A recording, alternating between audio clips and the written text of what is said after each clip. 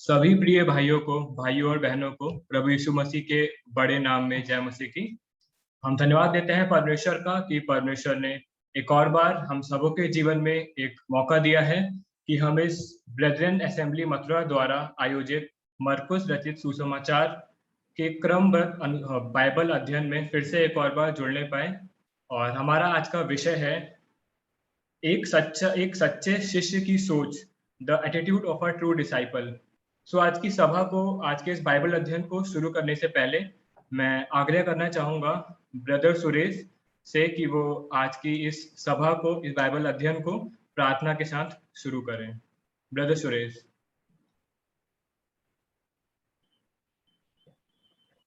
आइए हम प्रार्थना करते हैं। हे हमारे प्रेमी परमेश्वर, प्रभु आपको धन्यवाद करते हैं।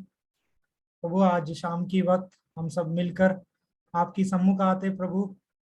आपने आपकी वचन प्रभु, जो जिंदा वचन है प्रभु, उसको सुनने का हम सबको मौका दिया प्रभु। धन्यवाद करते हैं। और हम सब प्रभु समय से जुड़ने पाया, धन्यवाद करते हैं इसके लिए प्रभु।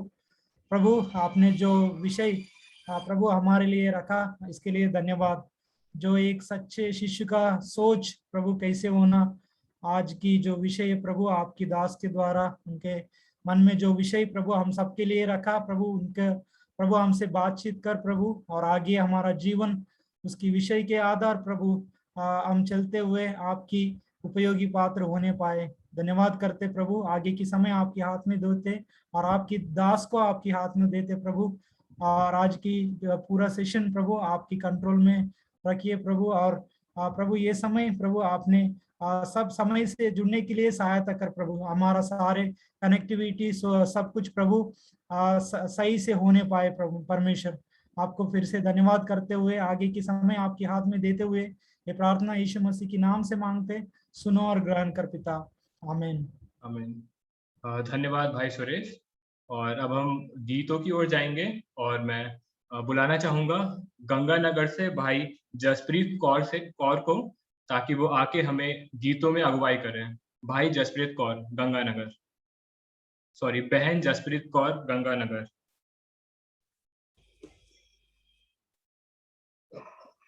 कल के भरोसे पर ना रहना, कल का भरोसा कभी ना करना। कल क्या होगा किसी ने न जाना, किसी ने न जाना।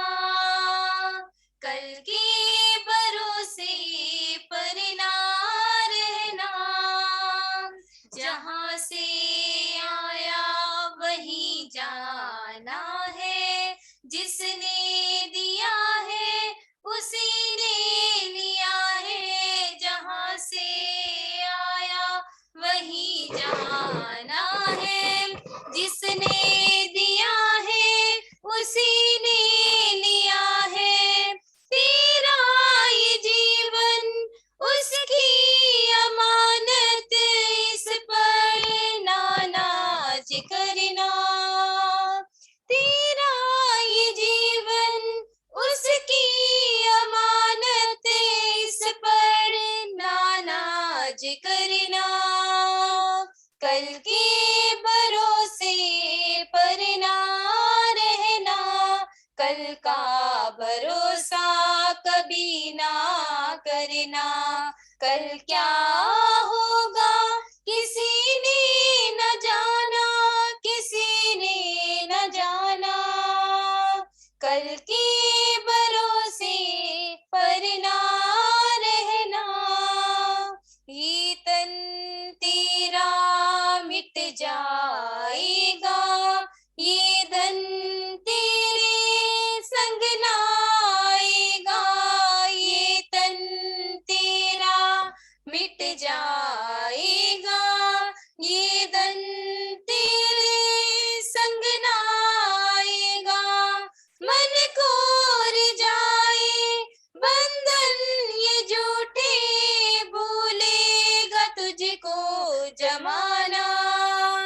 मन कोर जाए बंधन ये झूठे, भूलेगा तुझको जमाना।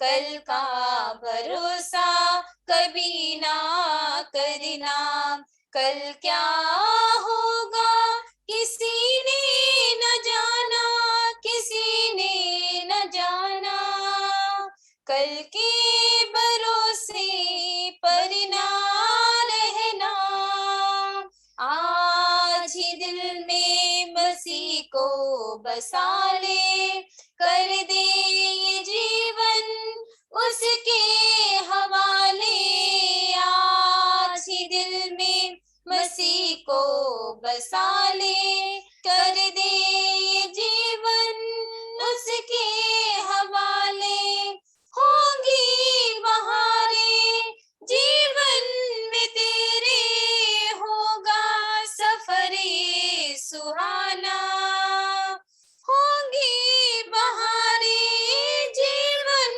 में तेरे, होगा सफरे सुहाना, कल के भरोसे पर ना रहना, कल का भरोसा कभी ना करना, कल क्या होगा किसी ने न जाना, किसी ने न जाना, कल के भरोसे पर ना रहना।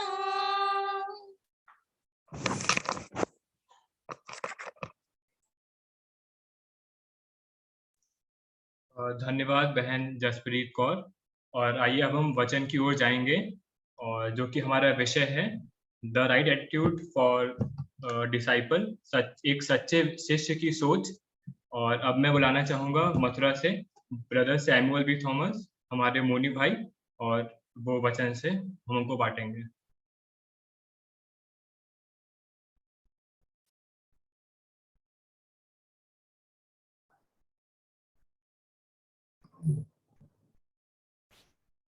सबों को जय मसीह की।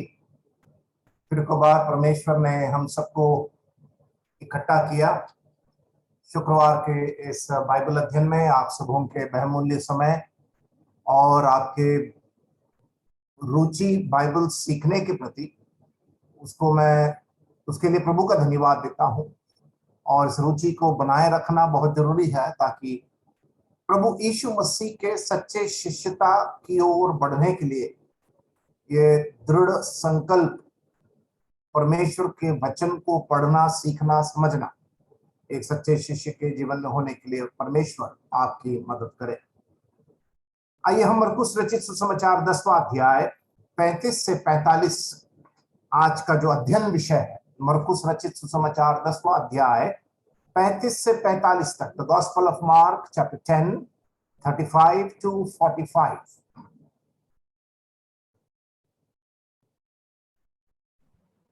तब जब्दी के पुत्र याकूब और यूहन्ना ने उसके पास आकर कहा, हे गुरु, हम चाहते हैं कि जो कुछ हम तुझसे मांगे वह तू हमारे लिए करे। उसने उनसे कहा, तुम क्या चाहते हो कि मैं तुम्हारे लिए करूं? उन्होंने उससे कहा, हमें ये दे कि तेरी महिमा में हम में से एक तेरे दाहिने और दूसरा तेरे बाएं बैठे। यीशु ने उनसे कहा, तुम नहीं जानते कि क्या मांगते हो। जो कटोरा मैं पीने पर हूँ क्या तुम पी सकते हो, और जो बपतिस्मा मैं लेने पर हूँ क्या तुम ले सकते हो? उन्होंने उससे कहा, हमसे हो सकता है। यीशु ने उनसे कहा, जो कटोरा मैं पीने पर हूँ तुम पियोगे, और जो बपतिस्मा मैं लेने पर हूँ उससे लोगे, पर जिनके लिए तैयार किया गया है उन्हें छोड़ और किसी को अपनी दाहिनी ओर और अपने बाएं बैठाना मेरा काम नहीं। ये सुनकर दसों याकूब और यूहन्ना पर रिसियाने लगे। तो यीशु ने उनको पास बुलाकर उनसे कहा, तुम जानते हो कि जो अन्य जातियों के हाकिम समझे जाते हैं वे उन पर प्रभुता करते हैं, और उनमें जो बड़े हैं उन पर अधिकार जताते हैं, पर तुम में ऐसा नहीं है।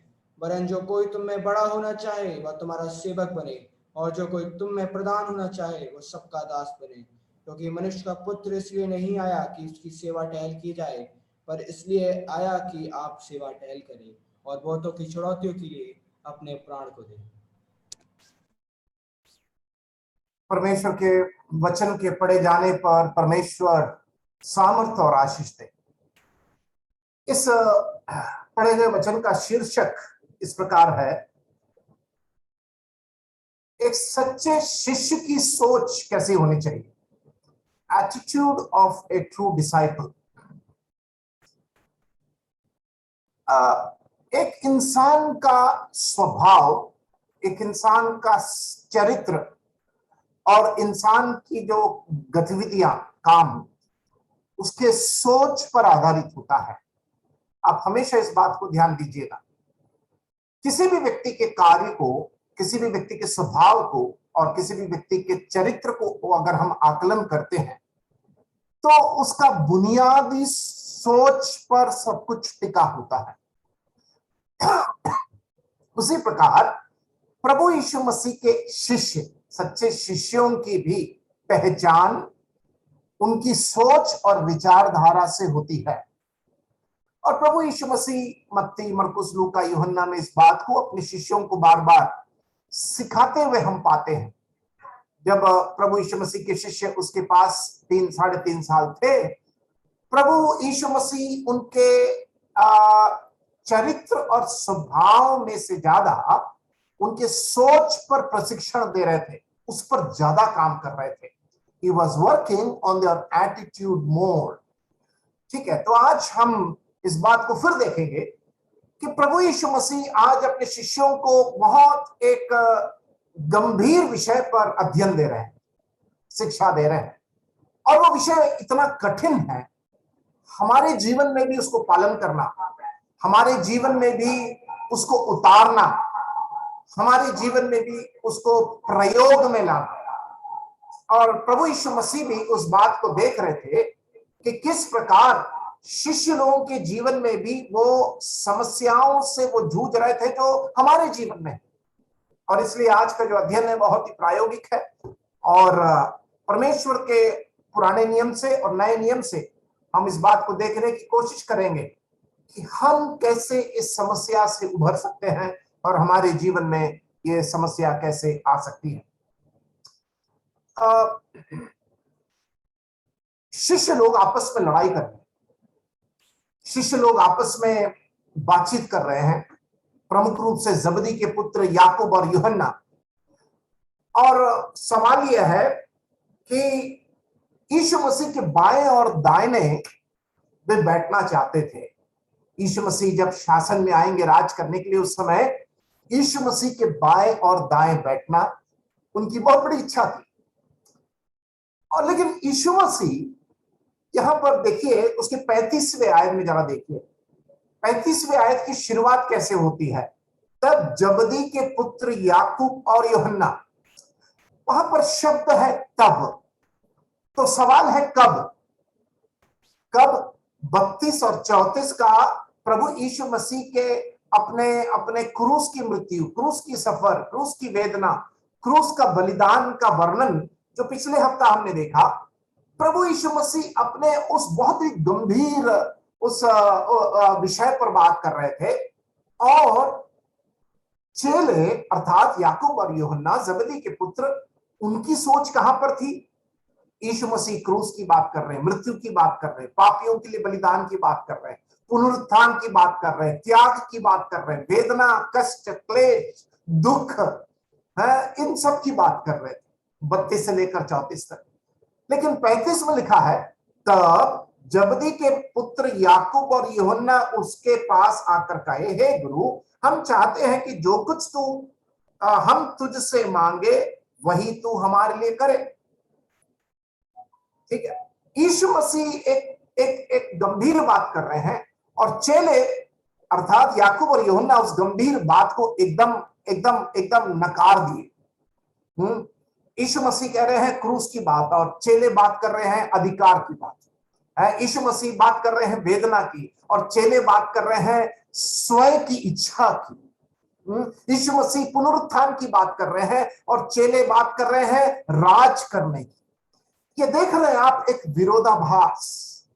हमारे जीवन में भी प्रभु यीशु मसीह कुछ सिखाना चाहते हैं। प्रभु यीशु मसीह लगे पड़े हुए हैं अपने शिष्यों को, कलीसिया को, विश्वासियों को, बेटे और बेटियों को कुछ गंभीर बात सिखाने के लिए, और हम पड़े हुए हैं संसार की बातों में और उसमें उलझे पड़े हैं।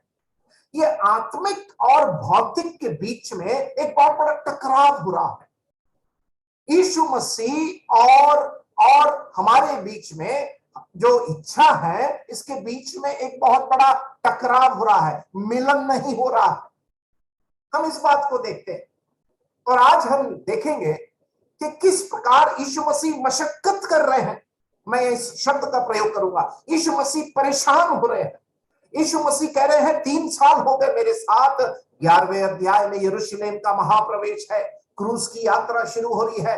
उसके पहले प्रभु यीशु मसीह कफरनहूम, गलील और यहूदिया पेरिया की सारे सेवा को या अपने चेलों के साथ रहकर वे 3-3.5 साल का समय वो पब्लिक और प्राइवेट मिनिस्ट्री, रहस्यमय और खुलेआम की सेवा इन शिष्यों के साथ बिताने के बाद प्रभु यीशु मसीह के सामने सवाल क्या हो रहा है? प्रभु, तू जब राज करेगा तो बाएं और दाहिने हमको बिठा देना। आप जरा सोच कर देखिए यीशु मसीह की भावनाएं कैसी होंगी उस समय। यीशु मसीह उस समय क्या सोच रहे थे। और यहां पर ही ये आखिरी बात ऐसे नहीं हो रही है?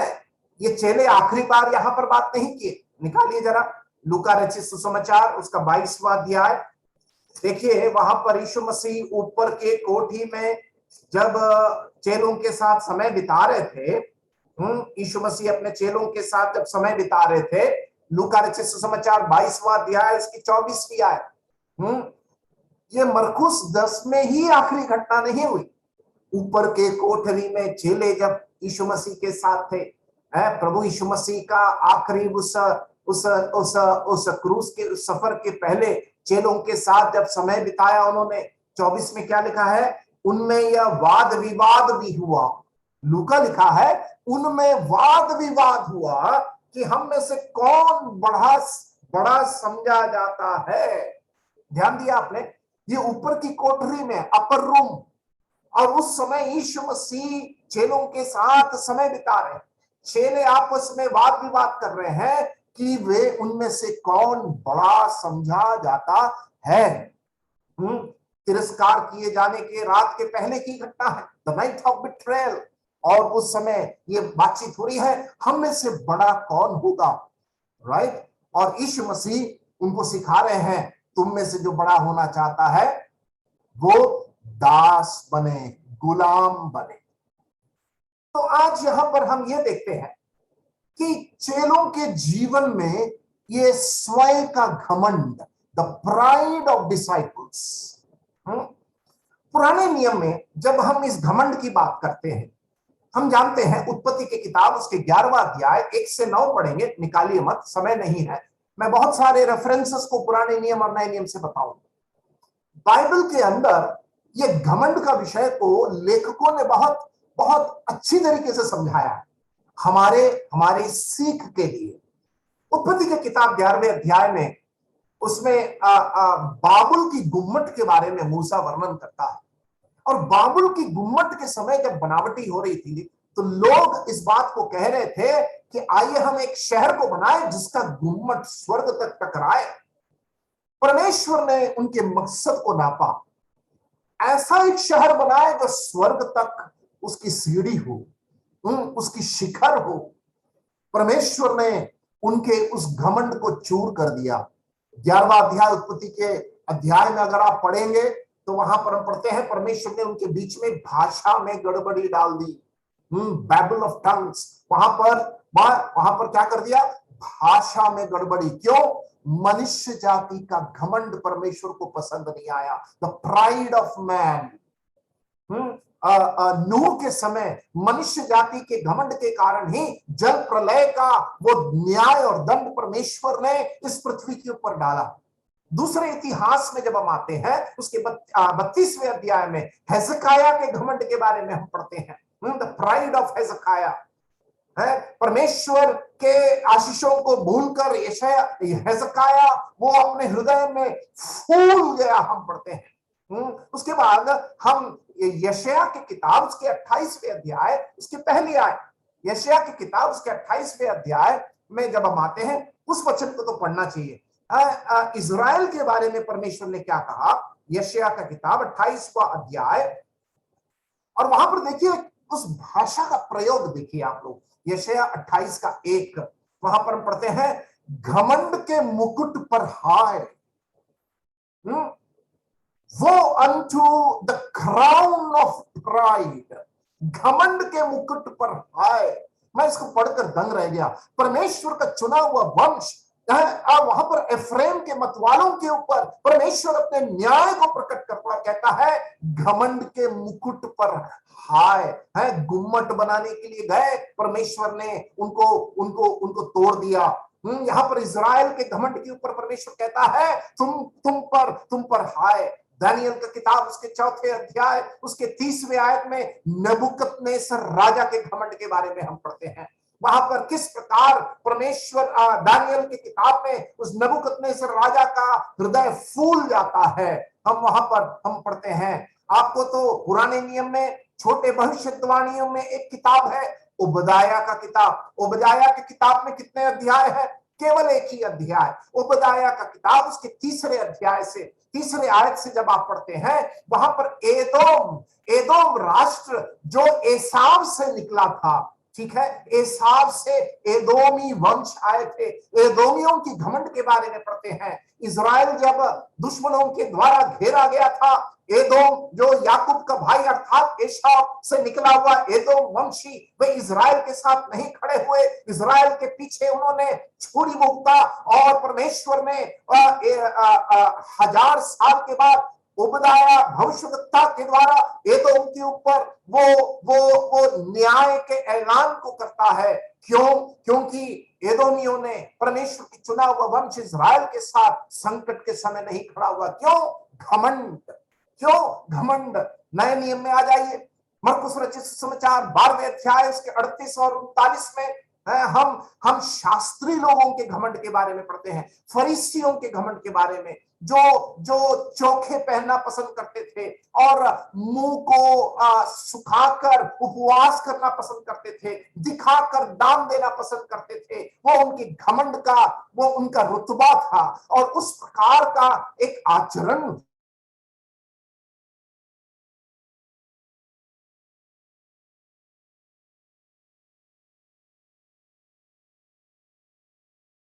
कर वो मर गया, हम पढ़ते हैं। प्रकार अपने शान और शौकत में वो अपनी सीमा को भूल गया, परमेश्वर का भय मानना भूल गया, कीड़े मकोड़े पढ़कर वो मर गया, हम पढ़ते हैं। प्रकाशित वाक्य उसका 3रा अध्याय उसकी 17वीं आयत में लौदीकिया की कलीसिया की घमंड के बारे में हम पढ़ते हैं। और इससे सब बढ़कर शैतान का घमंड, जो लूसीफर स्वर्ग में वो जो बहुत ही सुंदर दूत था, उसके घमंड के कारण स्वर्ग से इस पृथ्वी पर गिराया गया था। परमेश्वर घमंड से बहुत नफरत करने वाला परमेश्वर है।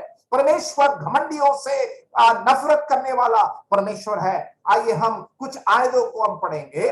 नीति वचन उसका 8वां अध्याय उसकी 13वीं आयत, Proverbs chapter 8 verse 13, नीति वचन उसका 8वां अध्याय उसकी 13वीं आयत।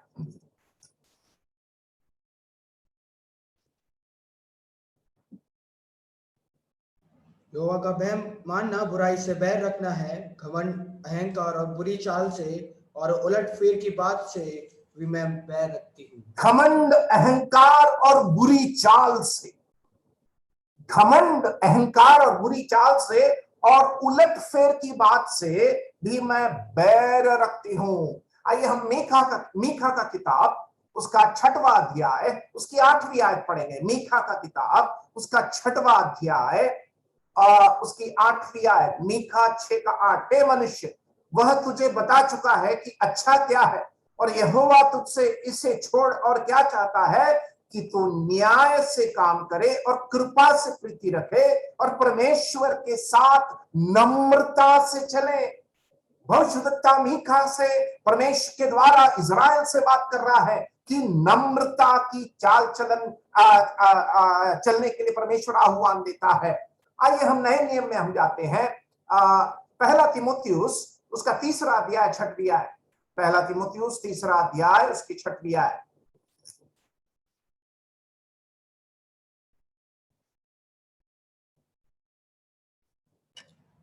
फिर ये कि नया चेला ना हो, ऐसा ना हो कि अभिमान करके शैतान का सा दंड पाए। अभिमान करके शैतान का सा दंड पाए। यहां पर प्राचीनों के बारे में बताई गई है कि नए व्यक्ति को नया चेला नहीं होना चाहिए। क्यों? ये नए चेले जो होते हैं ना, बहुत जल्दी फूल जाते हैं, चने के झाड़ पे चढ़ जाते हैं। 2-3 गाना सीख लेते हैं, सोचते हैं कि हम संगीतकार बन गए। 2-3 थोड़ा सा खड़े होकर कलीसिया में 2 शब्द बोल देते हैं तो सोचते हैं कि बहुत बड़े प्रचारक बन गए। और कलीसिया भी गलती करती है। कई बार कलीसिया भी इस बात की गलती करती है, उसको पकड़ के समय के पहले ही उसको जिम्मेदारी दे देती है। पता चल रहा है एक दिन वो धड़ाम से नीचे गिर गया। जितना तेजी से ऊपर चढ़ा था उतना तेजी से ही वो नीचे गिर गया है। ये जो सोच कि मैं कुछ बन गया हूं, मैं कुछ जान गया हूं, मैं कुछ सीख गया हूं,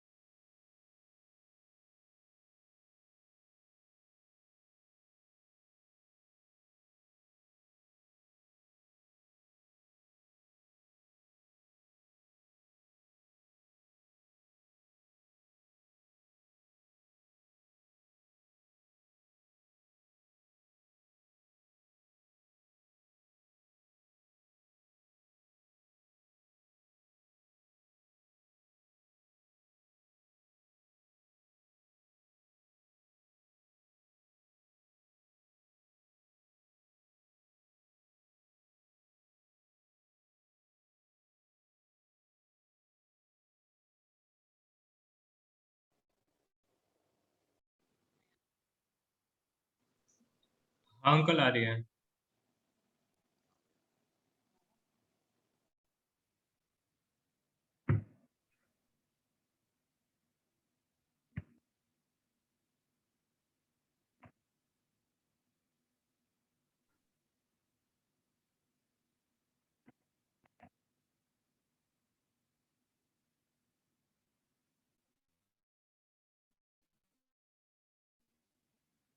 Recording in progress.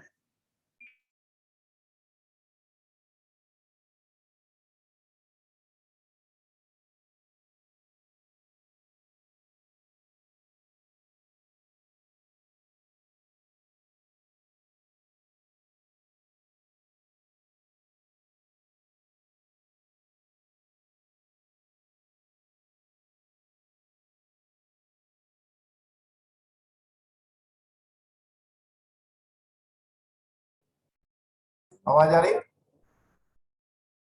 हेलो? हाँ अंकल आ रही है। पहला तीमुथियुस उसका 6:3 और 4, यदि कोई और ही प्रकार का उपदेश देता है और खरी बातों को अर्थात हमारे प्रभु यीशु मसीह की बातों को और उस उपदेश को नहीं मानता जो भक्ति के अनुसार है, तो वह अभिमानी हो गया है। यहां पर देखिए 4थे आयत में क्या लिखा है, उसके बारे में लिखा है वो अभिमानी हो गया और कुछ नहीं जानता, वरन उसे विवाद और शब्दों पर तर्क करने का रोग है, जिनसे डाह और झगड़े और निंदा की बातें और बुरे बुरे संदेह हैं। यहां पर प्रभु यीशु मसीह के बातों को और उसके उपदेशों को अगर कोई नहीं सुनता जो भक्ति के अनुसार है, वो अभिमानी हो गया, मतलब घमंडी हो गया। और मतलब यहां पर लिखा है, पौलुस कहता है वो घमंडी व्यक्ति को कुछ नहीं आता है। लेकिन घमंडी व्यक्ति सोचता क्या है कि उसको सब कुछ आता है। पहला यूहन्ना 2:16 पढ़िए। पहला यूहन्ना की पत्री उसका 2 अध्याय उसकी 16वीं आयत।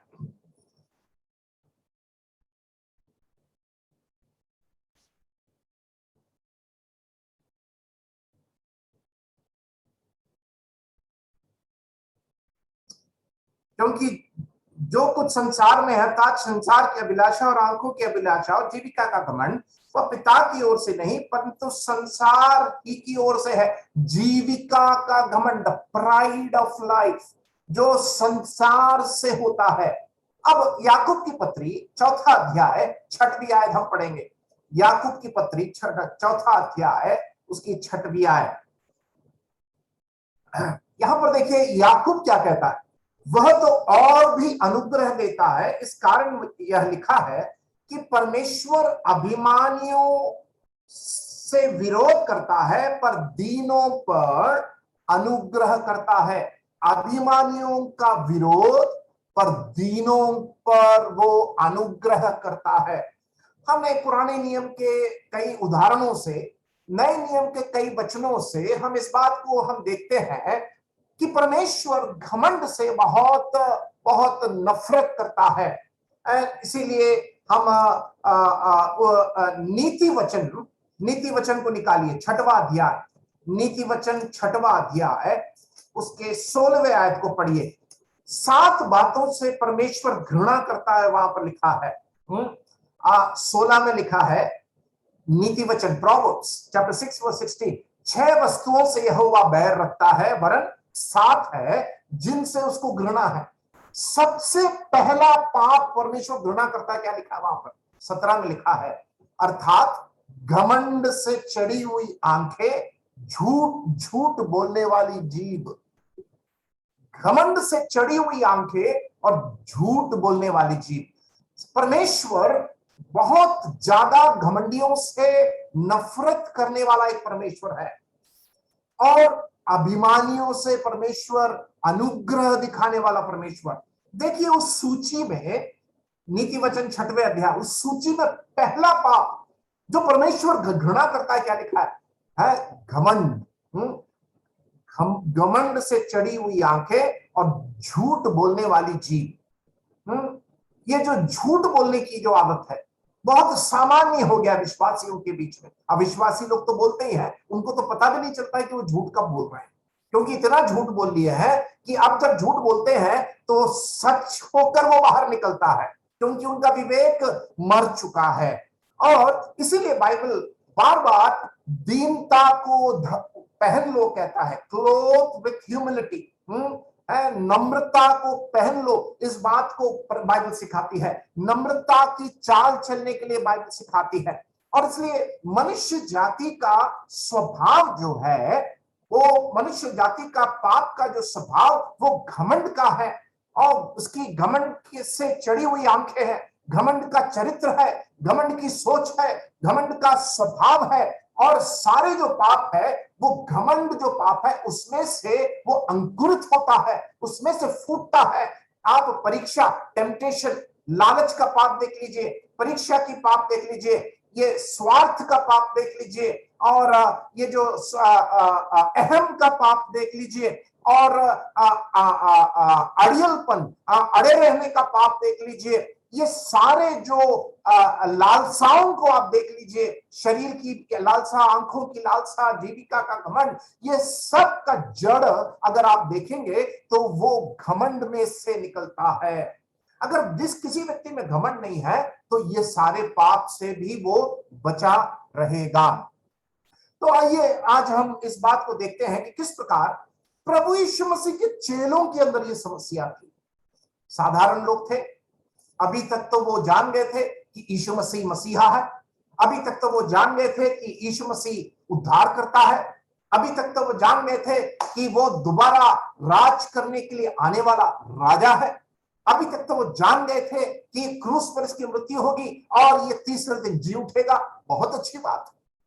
चेलों के अंदर इसकी समझ आ चुकी थी। यहूदी समुदाय और संस्कृति से आने वाले चेले जो मछुआरे थे, यहूदी धर्म के अंदर और आडंबर में जो पैदा हुए थे, उनके अंदर यीशु मसीह की सही समझ, क्रूस की सही समझ, मृत्यु की सही समझ, पुनरुत्थान की सही समझ, स्वर्ग की सही समझ, ये सब अच्छी बात है, आ चुका था। लेकिन दुर्भाग्य की बात, उनके अंदर अभी भी वो स्वयं की इच्छा, घमंड और लालसा का जड़ अभी भी उखड़ा नहीं था।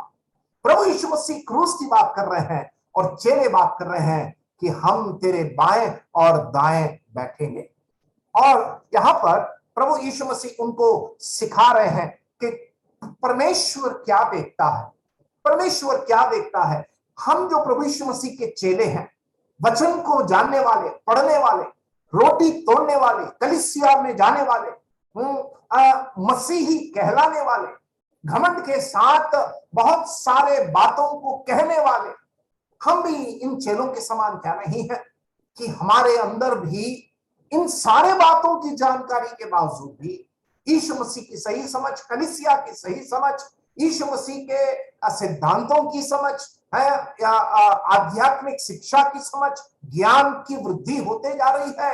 लेकिन अभी भी हमारे अंदर वो जो बात परमेश्वर बहुत घृणा करता है, क्या हमारे अंदर नहीं है, मेरे अंदर नहीं है कि हमारे अंदर भी कहीं ना तो कहीं वो घमंड का वो स्वभाव अभी भी फूटता है, वो बाहर दिखाता है, जिसके कारण अन्य कई और भी पाप इस घमंड से जुड़कर वो उद्भव होता है जो परमेश्वर को अप्रसन्न करता है।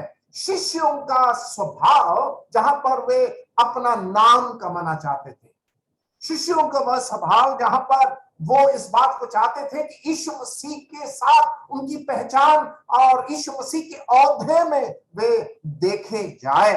और इसीलिए पतरस ने क्या पूछा, पतरस ने क्या पूछा था, आइए हम निकालेंगे उसका 10वां अध्याय उसकी 28वें आयत। पतरस ने क्या कहा था, 10 का 28। पतरस ने उससे कहने लगा कि देख, हम तो सब कुछ छोड़कर तेरे पीछे हो लिए हैं, हमारे लिए क्या है। पतरस कहता है हम सब कुछ छोड़कर तेरे पीछे हो लिया है, हमारे लिए क्या रखा है। देख रहे हैं आप, उनके अंदर से समय समय पर उनका स्वयं सर उठाता है, उनका स्वयं स्वर उठाता है, उनका वो पुराना स्वभाव निकलता है। हमारे अंदर भी ये पुराना स्वभाव हम निकलते हैं। लेकिन यीशु मसीह को ध्यान दीजिए, देखिए, निकालिए 8वां अध्याय 31 आयत, मरकुस 8 का 31। वहां पर हम क्या पढ़ते हैं, मनुष्य का पुत्र पकड़वाया जाएगा। यीशु मसीह अपनी क्रूस की बातों के बारे में सिखा रहे। 8वां अध्याय 31 आयत। अब 9वां अध्याय 31 निकालेंगे, 8वां अध्याय 31, उसके बाद 9वां अध्याय 9 का 31 में हम क्या पढ़ते हैं, वहां पर भी प्रभु यीशु मसीह, मनुष्य का पुत्र पकड़वाया जाएगा, मार डालेंगे, मरने के 3 दिन बाद वो जी उठेगा। 10वां अध्याय निकालिए, 32 से 34 तक एक विशाल अध्ययन पिछले हफ्ते हमने किया। यीशु मसीह कहते हैं यरूशलेम को जाते हुए वहां पर जो बातचीत हो रही थी, महायाजकों और शास्त्रियों के हाथ वो पकड़वाया जाएगा। यीशु मसीह ये सब बातें कर रहे थे। 8वां अध्याय, 9वां अध्याय, 10वां अध्याय। 10वां अध्याय में ये 3 सीक्वेंस में प्रभु यीशु मसीह अपने बारे में मृत्यु की भविष्यवाणी करने के पश्चात तब याकूब और यूहन्ना वहां पर इस बात को कर रहे हैं कि क्या कर रहे हैं, हमारे पास एक मांग है। वो मांग क्या है, हम तुझसे कुछ मांगे वही तू हमारे लिए करे। ये कितनी अड़े हुए बात कर रहे हैं। देखिए उसका 35 में लिखा है, जो कुछ हम तुझसे मांगे वही तू हमारे लिए करे, वही तू हमारे लिए करे। यहां पर वे सोच रहे थे, हमको तो यीशु मसीह की सही समझ मिल गई, हम जानते हैं कि वो मरने जा रहा है, हम जानते हो कि वो जी उठेगा, हम जानते हैं कि वो मसीहा है, हम जानते हैं कि वो राजा होके आने वाला है, चलो कुछ मांग कर डालते हैं, हो सकता है कि लॉटरी लग जाए। और इस प्रकार वे मांगने लगे। ये कौन थे, जबदी के पुत्र। मत्ती, इसी घटना को मत्ती ने 20वें अध्याय में लिखा है। निकालिए मत्ती रचित सुसमाचार, उसका 20वां अध्याय, मत्ती रचित सुसमाचार। मत्ती वहां पर थोड़ा सा कुछ और वहां पर जोड़ कर कहता है। देखिए मत्ती 20 का उसका 28वीं आयत,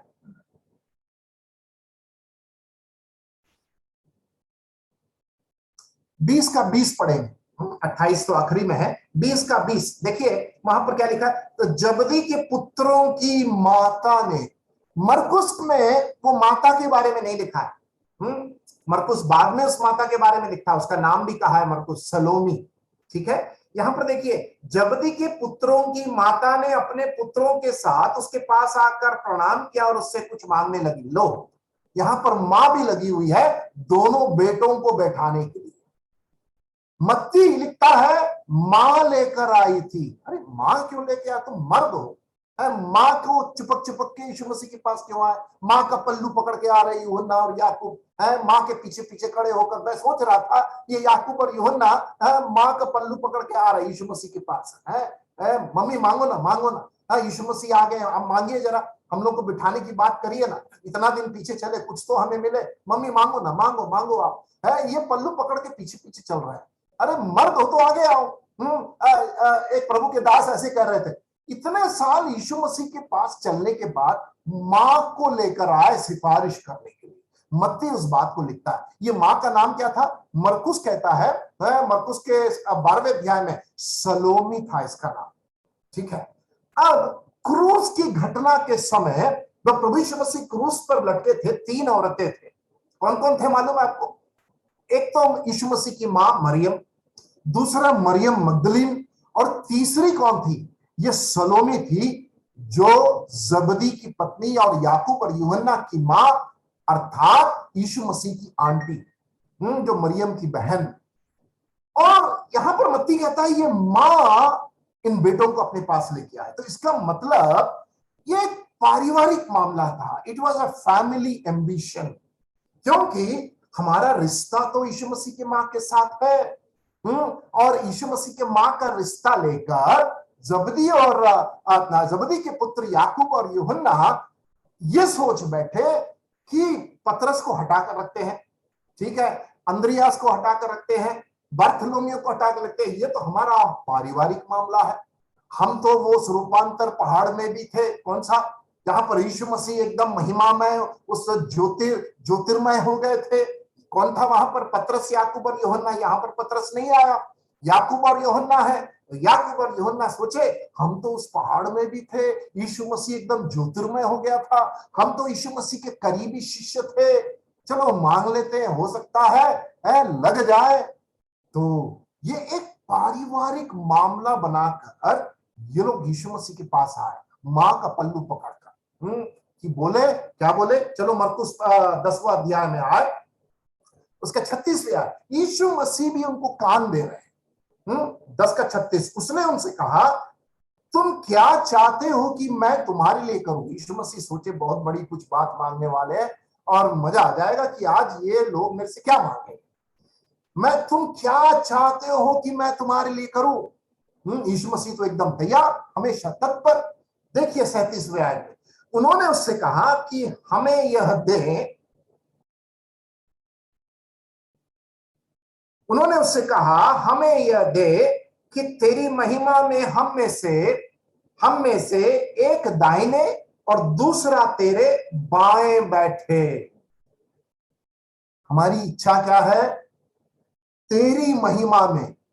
ये कब की बात है? यीशु मसीह जब राज करने के लिए आएगा, 1000 साल का जो राज्य होगा, उस समय की बात हो रही है।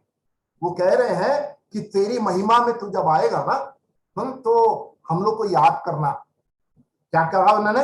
एक तेरे दाहिने और दूसरा तेरे बाएं बैठे। मैं समझता हूं कि सलोमी उनकी मां ने इस प्रकार बोला होगा, प्रभु जी हम लोग तो रिश्तेदार हैं, है ना, तेरी माँ और मैं, हम लोग तो बहनें हैं। और ये जो याकूब और यूहन्ना को तो तू साथ में सिखाया, खिलाया, पिलाया, बैठाया, चलाया, सब कुछ तूने ही किया। इतना तो बनती है हमारी परिवार में, ठीक है। और ये लोग बोले एक बाएं और एक दाएं।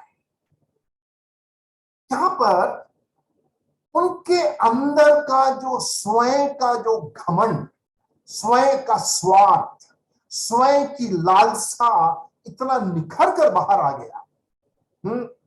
हम यीशु मसीह के जवाब को बाद में हम अध्ययन करेंगे।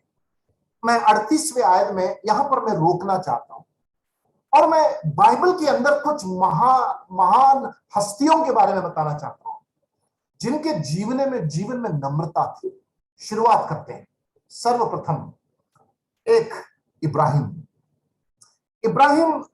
जब उत्पत्ति की किताब 18वें अध्याय उसके 27वें अध्याय में जब सदोम और अमोरा को परमेश्वर नष्ट करने जा रहा था, आपको याद है वो घटना जब इब्राहिम हस्तक्षेप किया, मध्यस्थ किया और परमेश्वर से कहता, प्रभु क्या 30 लोग होंगे, 20 लोग होंगे, 10 लोग होंगे, 5 होंगे, सदोम और अमोरा को तो नष्ट करेगा। लेकिन उसके पहले इब्राहिम क्या कहता, आपने पढ़ा कभी उसके उत्पत्ति 18 के 27 में, मैं कौन होता हूं परमेश्वर से बात करने, who am I to ask. इब्राहिम के नम्रता को वहां पर हम देखते हैं कि परमेश्वर से बात करने वाला मैं कौन होता हूं। परमेश्वर फिर भी इब्राहिम को मौका देता, मांग तू। इब्राहिम शुरू करता है, सदोम में 30 लोग होंगे तो क्या भस्म कर देगा। उसके बाद वो आता है 20, उसके बाद 15, उसके बाद 10, उसके बाद 5 लोग होंगे। उसके बाद परमेश्वर कहता 5 भी होंगे तो मैं नष्ट नहीं करूंगा। इब्राहिम वहां से चला जाता है। 18वां वो अध्याय जो है, उत्पत्ति की किताब 18वां अध्याय वही समाप्त हो जाता है। एक नम्र इब्राहिम को देखते हैं। इब्राहिम के जीवन में पाप था, कोई इसमें हम अच्छी तरह जानते हैं, लेकिन उसके जीवन में परमेश्वर की आवाज को सुन सुनकर नम्र हुआ एक इब्राहिम को हम देखते हैं। The one who became humble by listening to his voice. इसहाक उसका बेटा, जब वो मोरिया पहाड़ पर अपने आप को बलिदान होने के लिए गया, हम इसहाक के उस नम्रता को हम देखते हैं। घमंडी होता तो इसहाक नहीं आता अपने बाप के साथ, घमंडी होता तो इसहाक नहीं आता, वो बोलता आप चले जाओ, बुढ़ापे में पुत्र मिला है, सोच लो, है उसको भी बलिदान करने के लिए जा रहा हूं। इसहाक ने कभी भी बलवा नहीं किया। एक नम्र इसहाक को हम देखते हैं। उसके बाद हम किसको देखते हैं, हम यूसुफ के बारे में पढ़ते हैं। हम एक लंबा चरित्र को हम पढ़ते हैं। यूसुफ, जब उत्पत्ति की किताब उसके 45वें अध्याय में जब हम आते हैं, जब यूसुफ के भाइयों सामने खड़े थे और यूसुफ ने अपने आप को प्रकट किया कि मैं तुम्हारा भाई हूं, वहां पर फूट फूट कर वो रोया। नम्र व्यक्ति रोता है और लोग सोचते हैं कि रोना कमजोरी की बात है। हम यहां पर यूसुफ को रोते हुए देखते हैं, कमजोर नहीं था। रोना कमजोरी हमें हमेशा कमजोरी को नहीं दिखाता, रोना नम्रता को भी दिखाता है। यूसुफ की नम्रता के कारण उसने भाइयों से बदला नहीं लिया। यूसुफ के नम्रता के कारण उसने भाइयों के लिए इंतजाम किया। यूसुफ के नम्रता के कारण उसने भाइयों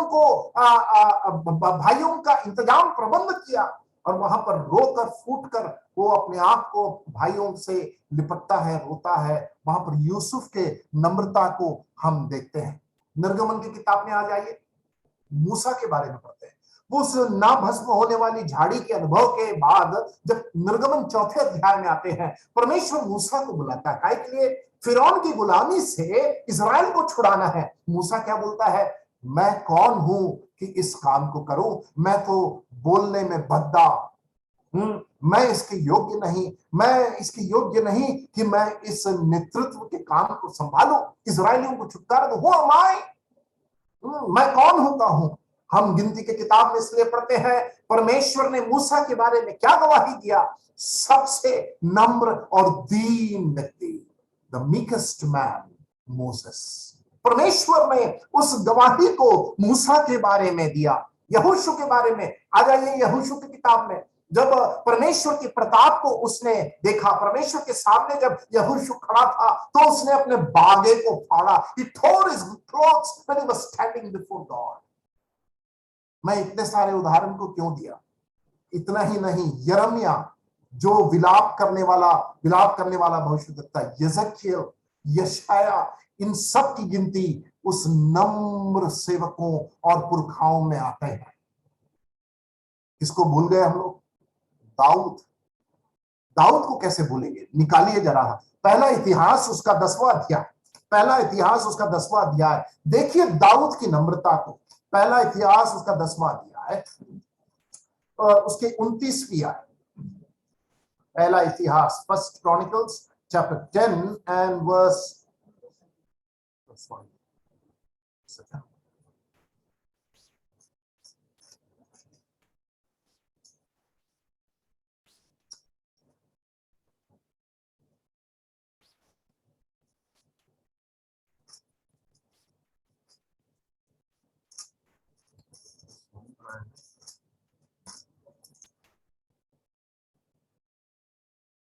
या पहला इतिहास 16वां अध्याय, माफ करना, पहला इतिहास उसका 16वां अध्याय।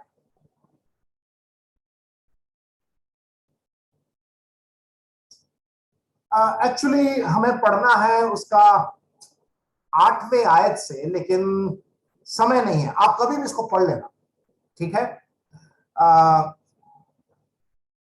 ठीक है। और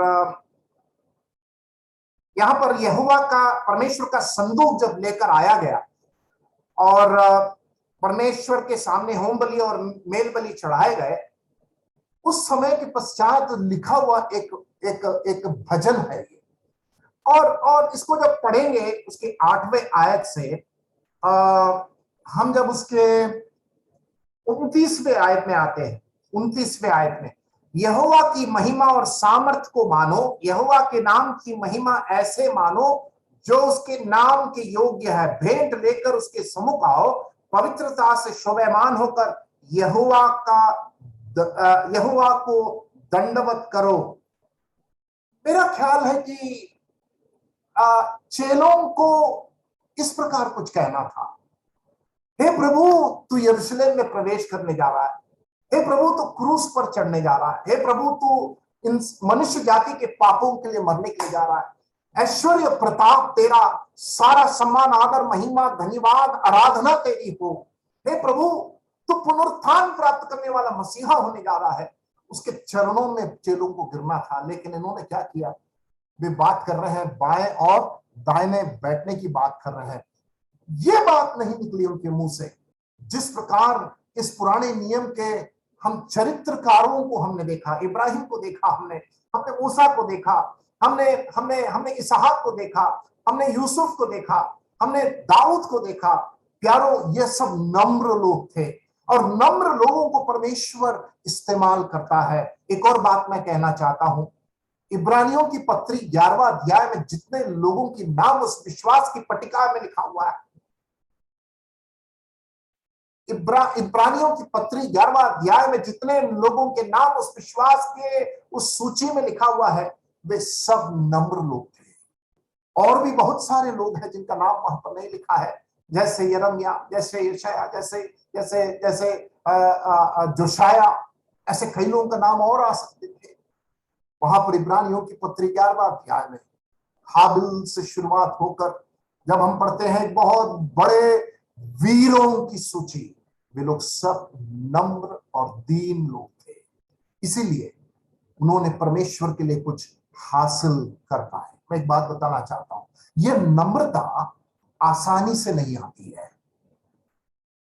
यह नम्रता अब आसानी से नहीं आती है।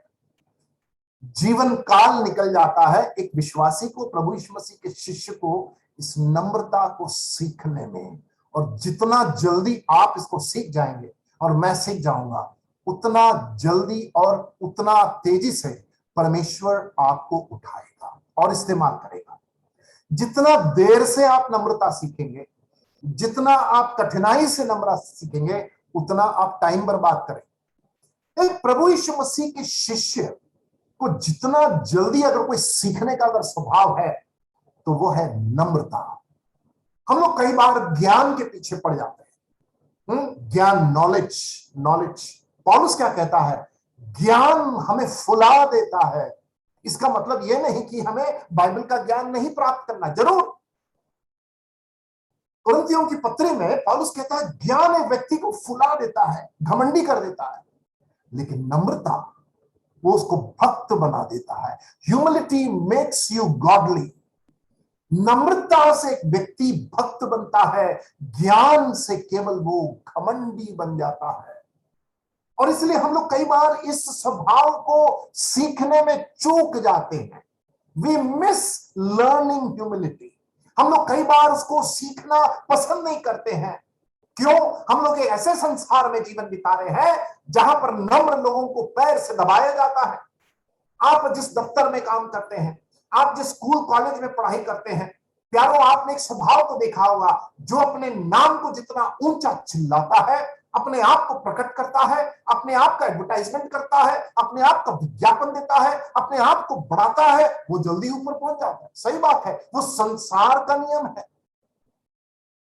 राजनीति का भी यही नियम है। नम्र लोग राजनीति में जी नहीं पाएंगे। जो अपने आप को दबंग दिखाता, अपने आप का ऐलान करने वाला, अपने काम को दिखाने वाला, अपने नाम को ऊंचा उठाकर फैलाने वाला, अपने स्वार्थ को प्रकट करने वाला, दूसरों को दबाकर अपने आप को दिखाने वाला, ये संसार का नियम है। और शैतान का तंत्र है, शैतान का नियम है, शैतान के कायदे उस प्रकार है। और हम देखते हैं कि संसार में लोगों को विजय भी प्राप्त होती है, कोई शक की बात नहीं है। ऐसे लोग ऊपर भी पहुंच जाते हैं, दूसरों को दबाकर, दूसरों को बदनाम कर कर, दूसरों का चोरी कर कर अपने नाम को बनाना, ये संसार का नियम है। लेकिन प्रभु यीशु मसीह के राज्य का फॉर्मूला इस प्रकार नहीं है। प्रभु यीशु मसीह का राज्य का फॉर्मूला संसार का फॉर्मूला से सीधा उल्टा है।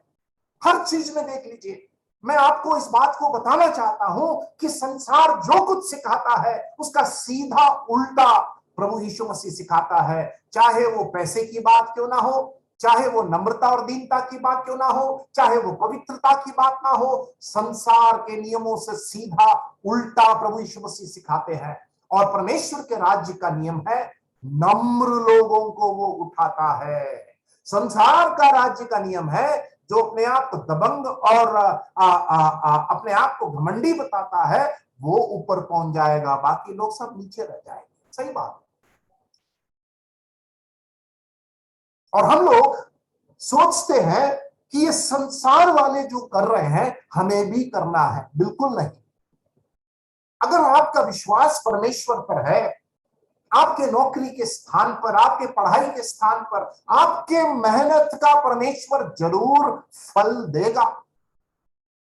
हमें किसी को दबाने की आवश्यकता नहीं, हमें किसी को नीचा दिखाने की आवश्यकता नहीं, हमें दूसरों को बदनाम करने की आवश्यकता नहीं। क्यों? हमारा मालिक प्रभु यीशु मसीह है, जो हमारे मेहनत को देखकर वो आदर और प्रतिफल देने वाला वो प्रभु यीशु मसीह है। और इसलिए संसार और प्रभु के राज्य, संसार का राज्य, प्रभु का राज्य, शैतान का राज्य, परमेश्वर का राज्य, ये हमेशा टकराव में होता है, ये हमेशा टकराव में होता है। और हम लोग इसीलिए ये नम्रता का स्वभाव को सीखने में हम लोग चूक जाते हैं। We miss learning humility in our life time. और बहुत बड़ी गलती अगर हम कर रहे हैं, क्योंकि परमेश्वर हमारे अंदर पहले ज्ञान को नहीं देखना चाहता है, परमेश्वर हमारे अंदर उसके स्वभाव को देखना चाहता है। अगर स्वभाव आ जाएगा तो ज्ञान अपने आप से वो दे देगा। परमेश्वर का स्वभाव हमारे अंदर आता जाए तो परमेश्वर उस व्यक्ति को अपना ज्ञान भी देता जाएगा।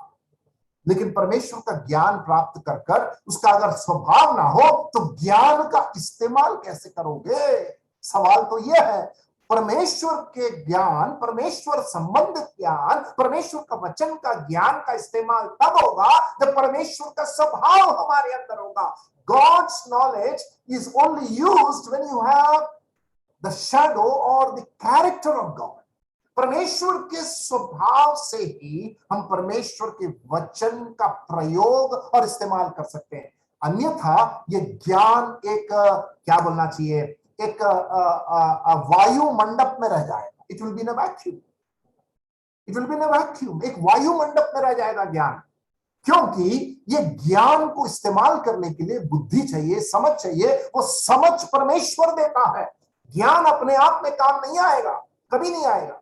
वो ज्ञान का इस्तेमाल करना है तो मुझे परमेश्वर की भक्ति, परमेश्वर की दीनता, परमेश्वर का स्वरूप, परमेश्वर का चरित्र, परमेश्वर का सहारा, परमेश्वर की बुद्धि, परमेश्वर की समझ की आवश्यकता है। तभी ये ज्ञान को परमेश्वर इस्तेमाल करता है। मैं बहुत सारे बाइबल के पंडितों को जानता हूं, हमारे ब्रदरन कलीसिया, अच्छी बात है। और बहुत सारे सामान्य लोगों को भी जानता हूं जो बहुत ज्यादा बाइबल के पंडित नहीं, बाइबल में ज्यादा ज्ञान नहीं रखते, लेकिन ये लोग ज्यादा इस्तेमाल हो रहे हैं। मैं कई बार सोचता हूं, अरे इतने डिग्री लेकर बैठे हुए हैं, ये लोग को परमेश्वर बहुत कम इस्तेमाल कर रहा है। लेकिन बहुत ही सामान्य सीधे साधे लोग जो बाइबल स्कूल में भी शायद नहीं गए हैं, ज्यादा ज्ञान उनको नहीं है, लेकिन परमेश्वर उनको ज्यादा इस्तेमाल कर रहा है। उसका एक कारण है, मैं बताता हूं। जो पौलुस ने सिखाया, आइए निकालिए प्रेरितों के काम, उसका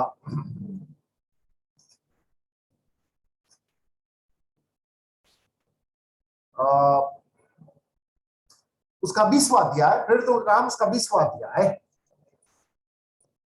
और हम पढ़ेंगे 18 से। प्रेरितों का काम 20वां अध्याय उसका 18।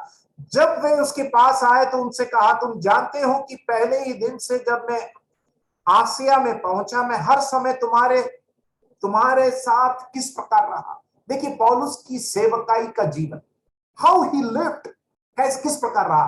पहली बात उसने क्या कहा, देखिए लिखा है 19 में, अर्थात, ध्यान से पढ़िए उसको, अर्थात बड़ी दीनता से। पौलुस अपनी जीवनी के बारे में कह रहा है, सेवकाई की जीवनी, हिज मिनिस्ट्री लाइफ, वो तुम्हारे बीच में ज्ञान के साथ रहा, नहीं लिखा है।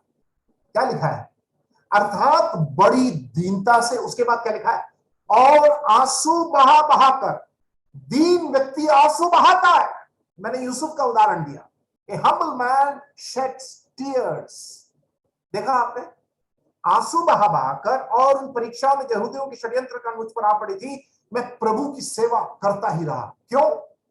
क्योंकि वो दीन था और आंसू बहाने वाला था। कहां है ज्ञान की बात?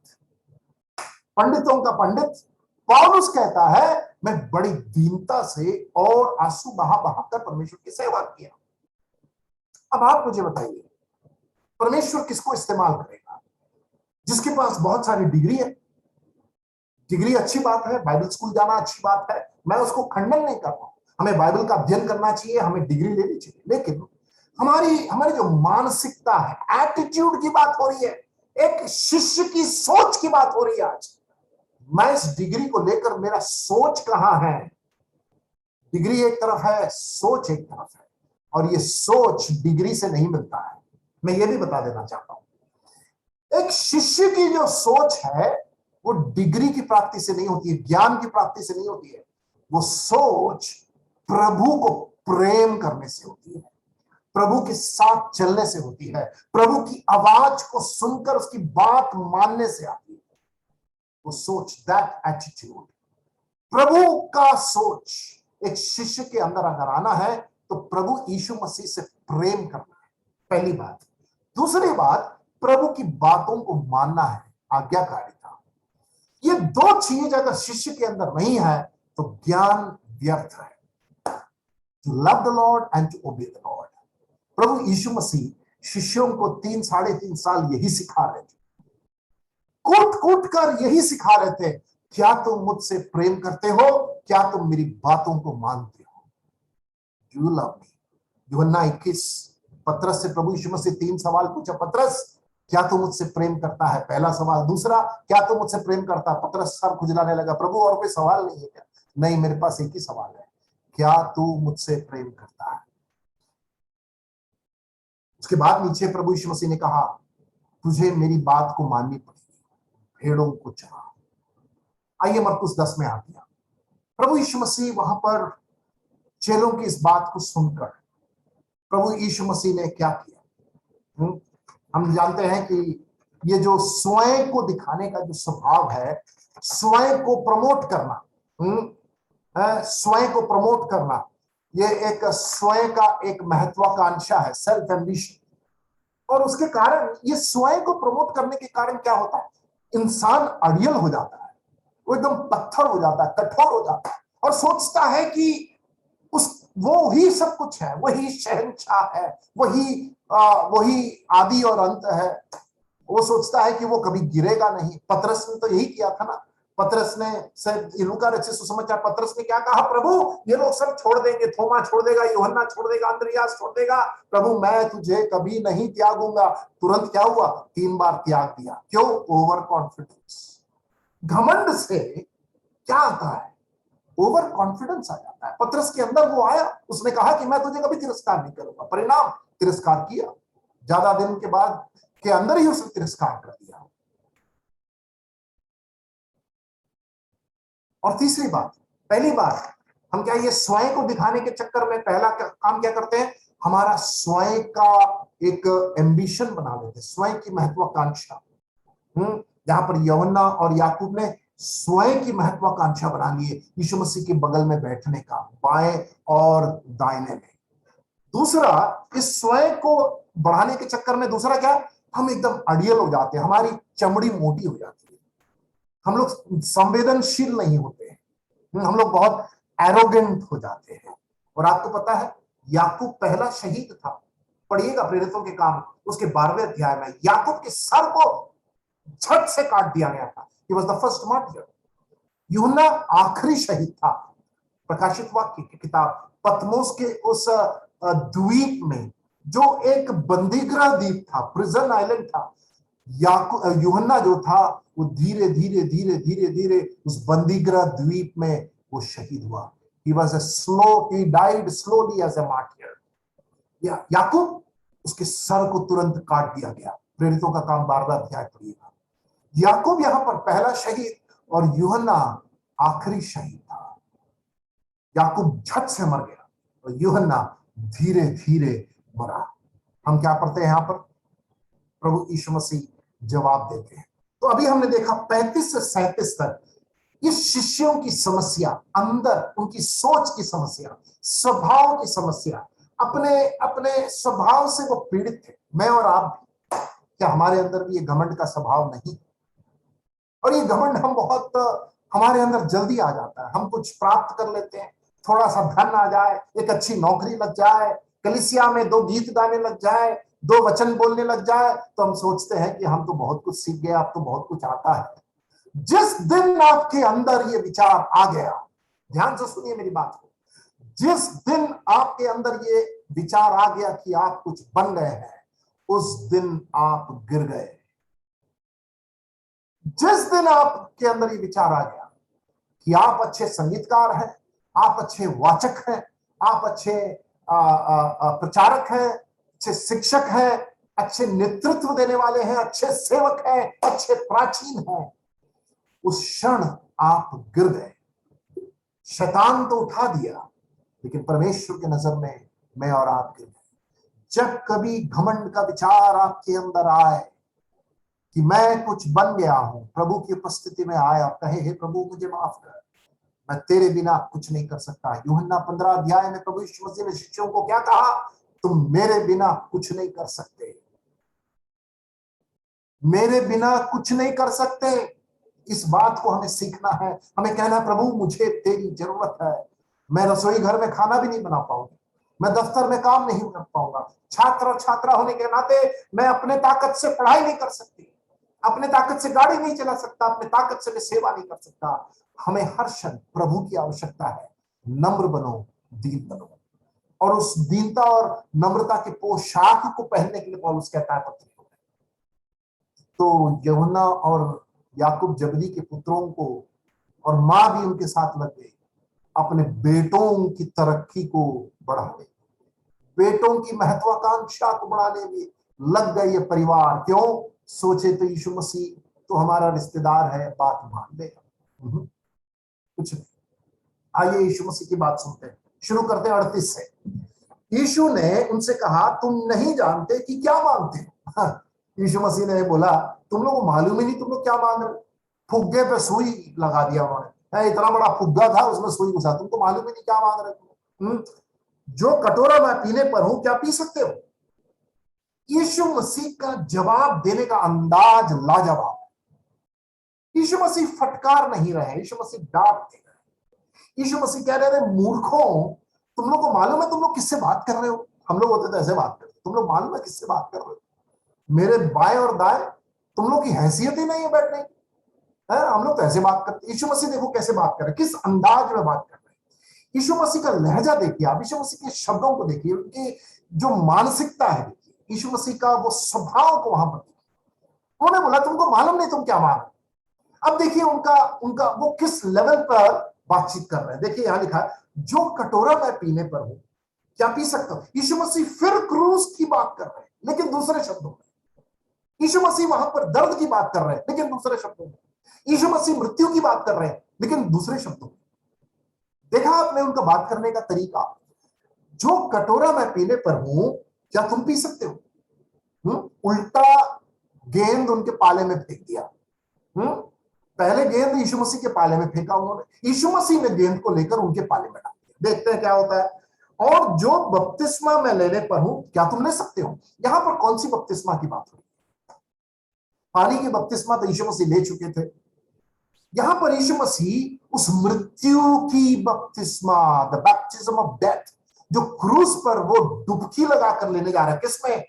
दर्द में, क्लेश में, पीड़ा में, सताव में और श्राप में, दंड में, न्याय में, कोप में, अंधकार में। यीशु मसीह उस बपतिस्मा की बात कर रहे हैं। उस अंधकार के पहरों पर जब सूर्य अपने उजियाला को देना बंद कर दिया, पिता ने अपने मुंह को फेर लिया, न्याय, दंड, श्राप, मृत्यु के उस डुबकी में, उस कटोरे की बात कर रहे हैं, जहां पर प्रभु यीशु मसीह उस पित्त का कटोरा पीकर जब उसको पिलाया गया, उस मृत्यु की बपतिस्मा की बात कर रहे हैं। क्या तुम ले सकते हो? जवाब देखिए आप लोग, देखते हैं 39 में, वर्स 39। उन्होंने उससे कहा, हमसे हो सकता, हमसे हो सकता है। देखिए जवाब तो देखिए, मैं उसको समझाऊंगा। हमसे हो सकता है। यीशु ने उनसे कहा, जो कटोरा मैं पीने पर हूं तुम पियोगे, और जो बपतिस्मा लेने पर हूं मैं लेने पर हूं उसे लोगे। यीशु मसीह, उन्होंने ऐसा क्यों कहा? उनके बारे में यीशु मसीह कह दिया था, चेलों के बारे में कह दिया था कि कैसी मृत्यु वो मरेंगे। याकूब की मृत्यु मैंने समझा दिया, पहला शहीद। यूहन्ना की मृत्यु मैंने समझा दिया, आखिरी शहीद। क्या तो इसलिए उन्होंने कहा हम ले सकते हैं, हम लेंगे। उस बात के लिए भी तैयार हो गए। लेकिन प्रभु यीशु मसीह 40वीं आयत में क्या कहा? पर जिनके लिए तैयार किया गया उन्हें छोड़ और किसी को अपने दाहिने और बाएं बिठाना मेरा काम नहीं। आइए मत्ती रचित सुसमाचार में जाते हैं। वहां 20वां अध्याय मत्ती और अच्छे से समझाता है। मत्ती रचित सुसमाचार 20वां अध्याय।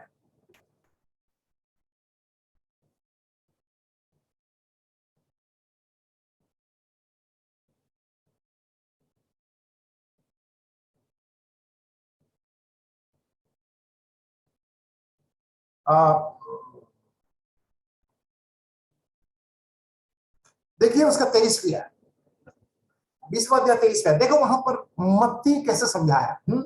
उसने उनसे कहा, तुम मेरा कटोरा तो पियोगे, पर अपने दाहिने बाएं किसी को बिठाना मेरा काम नहीं, पर जिनके लिए मेरे पिता, मरकुस में वो शब्द नहीं है, मेरे पिता की ओर से तैयार किया गया उन्हीं के लिए। मत्ती ने वहां पर वो पिता शब्द को वहां पर जोड़ा। मरकुस में वहां पर वो पिता शब्द नहीं है। इसका मतलब ये नहीं कि मरकुस को छोड़ दिया, नहीं। मत्ती कहता है कि मेरे पिता को छोड़कर वो हक किसी और को नहीं है कि मेरे बाएं और दाहिने किसको बिठाए। प्यारों, हम में से कोई बैठ पाए? नहीं। चेलों को भी ये मालूम नहीं था, किसी को नहीं मालूम।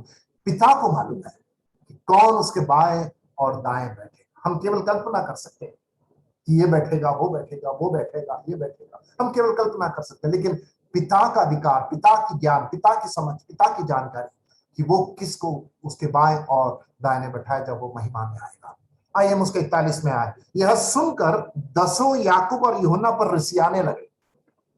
आपको क्या लगता है ये लोग रिसिया क्यों रहे थे? ये लोग आत्मिक बन गए, ये बाकी 10 लोग? इसलिए नहीं, ये लोग रिसियाने इसलिए लगे कि भैया हम लोग पीछे ना रह जाए। स्पिरिट ऑफ कॉम्पिटिटिवनेस, एकदम प्रतिभा का जो आत्मा, कॉम्पिटिटिव स्पिरिट हो गया। यह सुनकर 10 याकूब और यूहन्ना पर रसियाने लगे। लोग रसियाने लगे ना, मतलब अरे क्या मांग रहे हो? 3.5 साल में यही सीखे क्या आप लोग? उनको ये लग रहा था कि हम 10 लोग कहीं पीछे ना रह जाए। हम लोग भी तो 3.5 साल यीशु की जय हो, यीशु की जय हो बोलकर घूमे हैं, भूख सहे हैं, धूप सहे हैं, चप्पल घिसे हैं, जूता घिसे हैं, पहाड़ चढ़े हैं, प्यासे प्यासे भूखे रहे हैं। प्रभु यीशु मसीह कहीं याकूब और यूहन्ना को अधिकार ना दे दे। ये लोग उस भय के कारण इनकी रिसियाने लगे, मजाक उड़ाने लगे। समझ गए? इसका मतलब ये नहीं था कि ये लोग बहुत आत्मिक हो गए। कौन? ये 10 लोग। और याकूब और यूहन्ना को उनके उस आत्मिक दशा के कारण उनका मजाक उड़ा। उनको ये लग रहा था कि हम लोग कहीं पीछे ना रह जाए और ये 2 लोग आगे बढ़ जाए, क्योंकि इंसान है ना। समझ गए मेरी बात को? और यहां पर प्रभु यीशु मसीह ने देखो उनको 42 में देखो कितने मजेदार बात लिखी हुई है। यीशु मसीह के स्वभाव को वहां पर देखते हैं। क्या लिखते हैं? और यीशु ने उनको पास बुलाकर उनसे कहा। यीशु फिर से उनको पास बुला रहा है। क्रूस का समय पास आ गया, यरूशलेम में प्रवेश करने का समय पास आ गया है। यीशु मसीह का घड़ी पास आ रही, यीशु उनको पास में बुलाता है। यीशु मसीह चंचल नहीं हुए। 3 साढ़े 3 साल मैंने इनको सिखाया, हे प्रभु हे पिता, ये लोग अभी भी दीनता नम्रता नहीं सीखे, मैं क्या करूं? है क्रूस का जो घटना है थोड़ा और डिले कर दे, इनके साथ और समय बिताना। नहीं, यीशु मसीह धीरज को धरे, उनको अपने पास बुलाया। तुम जानते हो कि जो अन्य जातियों के हाकिम समझे जाते हैं वे उन पर प्रभुता करते हैं। यीशु मसीह संसार का नियम सिखा रहे हैं।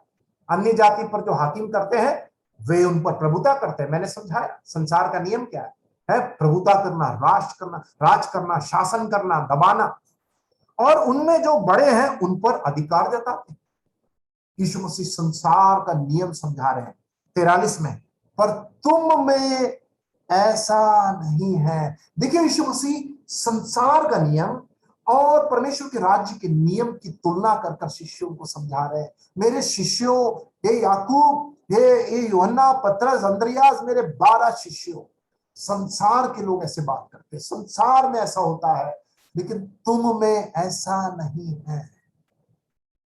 तुम मेरे शिष्य हो, तुम मेरे शागिर्द हो, तुम लोग मेरे साथ चले फिरे, मेरे साथ रोए हो, मेरे साथ भूखे रहे हो, प्यासे रहे हो, मेरे साथ तुम लोग दिन रात बिताए हो। तुम लोग संसार के नहीं हो। तुम लोग संसार में हैं लेकिन संसार के नहीं। तुम लोग ऐसी बात मत करो। तुम में ऐसा नहीं है, वरन जो कोई तुम में बड़ा होना चाहे वो तुम्हारा सेवक बने। प्रभु यीशु मसीह परमेश्वर की राज्य का फॉर्मूला बताया। संसार में जो बड़ा होना चाहता है वो बड़ा होकर दिखाता है, लेकिन परमेश्वर के राज्य में जो बड़ा होना चाहता है वो छोटा बनता है। देखा आपने, सीधा उल्टा। परमेश्वर के राज्य में पौलुस बड़ा होना चाहा, पौलुस दौड़ को पूरा करना चाहा, पौलुस इनाम को प्राप्त करना चाहा, पौलुस परमेश्वर के लिए बड़े बड़े काम को करना चाहा। अच्छी बात, लेकिन उन सारी सोच के पीछे, उन सारे महत्वाकांक्षा के पीछे, पौलुस के सारी इच्छा के पीछे पौलुस की मानसिकता, पौलुस का स्वभाव नम्रता और दीनता था।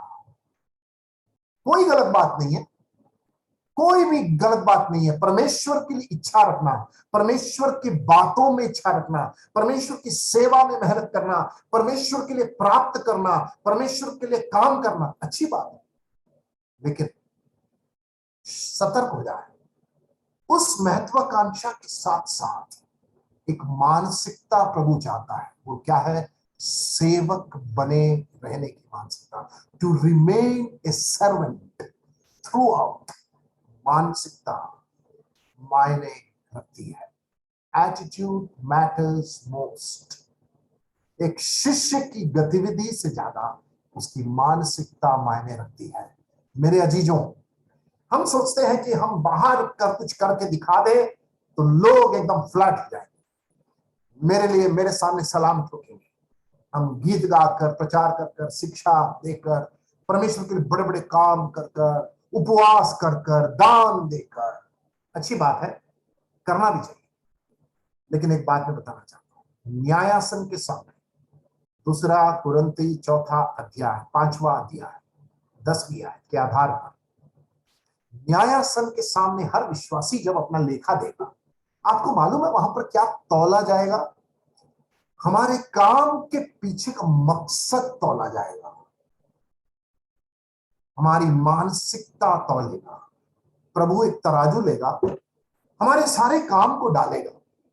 हमने प्रभु के लिए कितना दान दिया, कितना काम किया, कितना उपवास रखे, ये सब प्रभु तौलेगा और तौल कर हमारे मानसिकता को देखेगा। हम इन चीजों को किस मानसिकता से किए? इंसान को दिखाने के लिए या प्रभु के लिए, उसकी महिमा के लिए, उसकी राज्य के लिए किया? तब हमें प्रतिफल मिलेगा। जब वो हमारे कर्म आग में से होकर परमेश्वर भट्टी में डालकर उसको तौलेगा, तब वो जो बाहर निकलेगा उस भट्टी में से, अगर वो खरा होकर निकलेगा, अगर भूसी होगा तो जल जाएगा, इस प्रकार पौलुस कुरिन्थियों की पत्री में कहता है।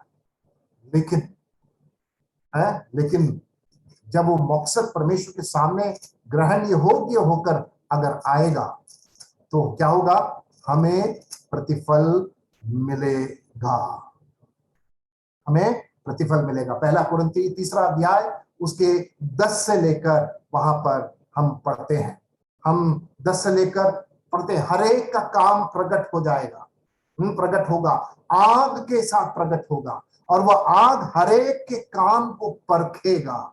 जिसका काम उस पर बना हुआ स्थिर रहेगा वह मजदूरी पाएगा।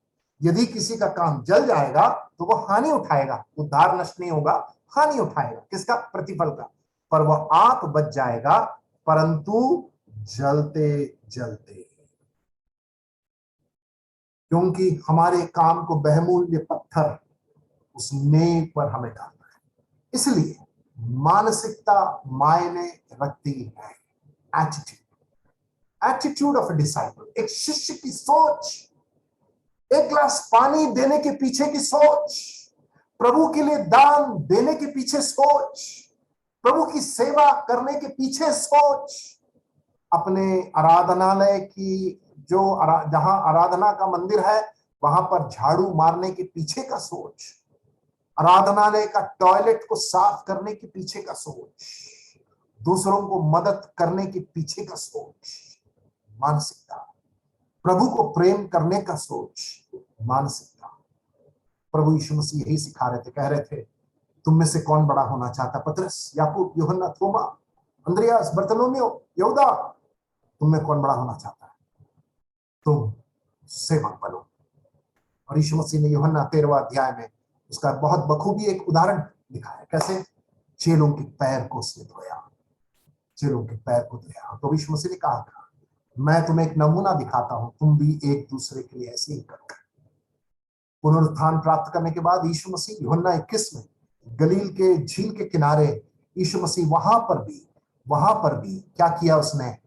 वहां पर भी मछली भून कर चेलों की सेवा कर रहा था। पुनरुत्थान के पहले सेवक, पुनरुत्थान के बाद भी सेवक, हमारा प्रभु यीशु मसीह।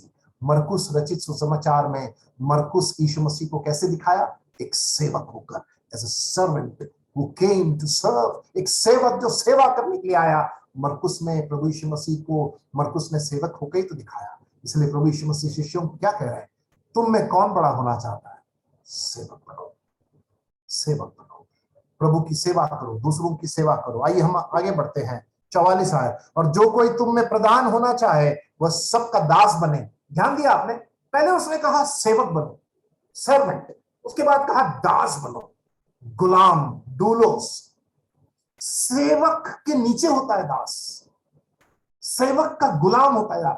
हम लोगों को प्रभु यीशु मसीह यहां पर कह रहा है सेवक बनने के लिए, और सेवक ही नहीं, थोड़ा और ऊपर, गुलाम, सर्वेंट एंड स्लेव, डूलोस।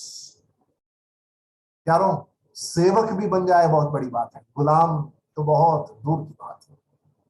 गुलाम तो वो होता है जो अपने शर्त को, स्वार्थ को के लिए सब मर गया हो। The one who has died to himself, he is a slave. जो अपने हक के लिए मर गया वो है गुलाम। प्रभु यीशु मसीह ऐसे शिष्यों को ढूंढ रहा है जो अपने हक के लिए, अपने ऐश और आराम के लिए, अपनी बात के लिए, अपनी इच्छा के लिए जो मर गया है, वो है गुलाम। प्रभु यीशु मसीह आज ऐसे गुलामों को ढूंढ रहा है जो उसके शिष्यता में बढ़ने के लिए तैयार है। क्या आप उसके गुलाम बनने के लिए तैयार हैं? क्या उसके लिए मूर्ख बनने के लिए तैयार हैं? क्या उसके लिए आप अपने आप को मारने के लिए, मतलब अपने शरीर को मारने के लिए तैयार है? पौलुस कहता है उन सारे कल्पनाओं को जो मेरे परमेश्वर के विरुद्ध उठती है उसको मैं मारता हूं, काटता हूं। पौलुस कहता है मैं अपने शरीर को मारता हूं, क्यों? गुलाम बनने के लिए। वो कहता था मैं यीशु मसीह का गुलाम हूं, I am a slave of Christ. मैं यीशु मसीह के लिए मूर्ख हूं, I am a fool for Christ.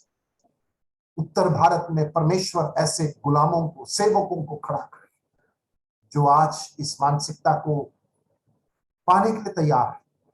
अजीजों, बहनों, भाइयों, हमें कितना घमंड है, हमें कितना अहम है, हमें कितना स्वार्थ है, हमें कितना अड़ियलपन है, कितने अड़े हुए लोग हैं। हम लोग टस के नस नहीं होते हैं, दूसरों की बात को रखने के लिए तैयार नहीं होते हैं, सुनने तैयार नहीं होते। हम अपनी बात को, उस खूंटा को गाड़ने तैयार रहते हैं, दूसरों को काटने तैयार रहते हैं। घमंड, स्वयं, स्वार्थ, प्रतिभा की भावना, दूसरों को काटने की भावना, ये संसार का नियम है। प्रभु के राज्य का नियम क्या है? समेटना, बटोरना, रखना, दीन बनना, नम्र बनना। और परमेश्वर ऐसे लोगों को ढूंढ रहा है कि उनको उठाए। आइए हम आखिरी आयत हम पढ़ेंगे। क्योंकि मनुष्य का पुत्र इसलिए नहीं आया कि उसकी सेवा टहल की जाए, पर इसलिए आया कि आप सेवा टहल करें और बहुतों की छुड़ौती के लिए अपना प्राण दे। यहाँ पर जो कुछ आज हमने सीखा उसका नमूना कौन है? हमारा प्रभु यीशु मसीह। The model of humility is in Christ. नम्रता और दीनता का प्रतीक कौन है? हमारा प्रभु यीशु मसीह। वो काहे के लिए आया? उसकी सेवा टहल की जाए नहीं, पर इसलिए आया कि आप सेवा टहल करें और बहुतों की छुड़ा के लिए अपना प्राण दें। मेरे अजीजों, क्या आज का बाइबल अध्ययन हमें नम्र और दीन बनाएगा? हम अगर नम्र और दीन नहीं बनेंगे, परमेश्वर को मालूम है हमें कैसे नम्र करना है, वो मार मार कर बनाएगा। हमारे जीवन में हमें नम्र बनाने के लिए परमेश्वर को मालूम है। मेरी बहन, मेरे भाई, मार खा के बनना से अच्छा अपने आप को उसके हाथों में समर्पण करते हुए नम्र और दीन बने। नहीं तो परमेश्वर हमें मारेगा और उस समय बहुत दर्द होगा। सीख तो जाएंगे लेकिन बहुत कठिनाई से हम सीखेंगे, बहुत पीड़ा होगा, बहुत क्लेश होगा। मैंने अपने जीवन में इस नम्रता और दीनता को बहुत पीड़ा और क्लेश में सीखा है। बहुत पीड़ा, बहुत क्लेश से मैंने सीखा है। क्यों? मैं एक ऐसा व्यक्ति हूं जो स्वयं के काबिलियत पर बहुत कुछ हासिल करने की कोशिश किया। परमेश्वर ने बहुत काबिलियतें दिया, लेकिन वो काबिलियत कुछ परमेश्वर के सामने सब शून्य था।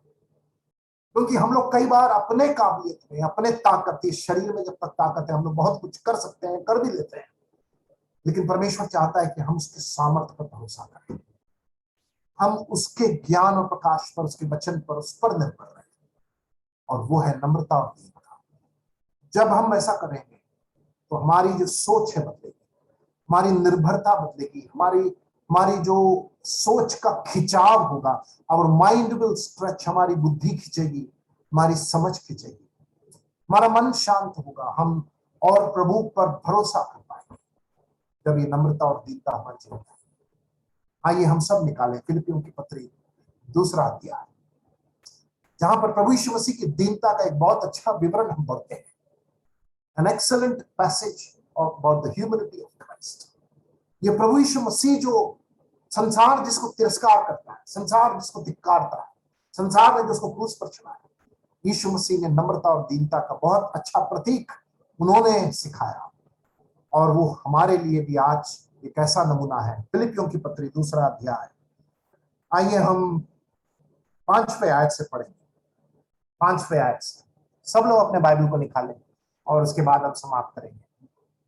जैसा मसीह यीशु का स्वभाव था वैसा ही तुम्हारा भी स्वभाव, जिसने परमेश्वर के स्वरूप में होकर भी तुम्हारे भी परमेश्वर के तुल्य होने को अपने वश में रखने की वस्तु ना समझो, वरन अपने आप को ऐसा शून्य कर दिया और दास का स्वरूप धारण किया और मनुष्य की समानता में हो गया और मनुष्य के रूप में प्रकट होकर अपने आप को दीन किया और यहां तक आज्ञाकारी रहा कि मृत्यु, हाँ क्रूस की मृत्यु भी सह ली। इस कारण देखिए, प्रभु यीशु मसीह की नम्रता और दीनता के कारण परमेश्वर ने क्या किया? इस कारण परमेश्वर ने उसको अति महान भी किया और उसको वह नाम दिया जो सब नामों में श्रेष्ठ है, कि जो स्वर्ग में और पृथ्वी पर और जो पृथ्वी के नीचे हैं वे सब यीशु के नाम पर घुटना टेके और परमेश्वर पिता की महिमा के लिए हर एक जीव अंगीकार कर ले यीशु मसीह ही प्रभु है। महिमा की प्राप्ति दीनता, नम्रता और क्लेश और पीड़ा की यात्रा से होती है। The path to glory and exaltation is through humility and suffering. महिमा की प्राप्ति की जो कदम है ना, वो क्लेश और दीनता और पीड़ा के उस रास्ते से है। यीशु मसीह भी उस नम्रता, दीनता, क्लेश और पीड़ा के कदमों को चढ़कर ही उस महिमा की प्राप्ति को उन्होंने प्राप्त किया। क्यों?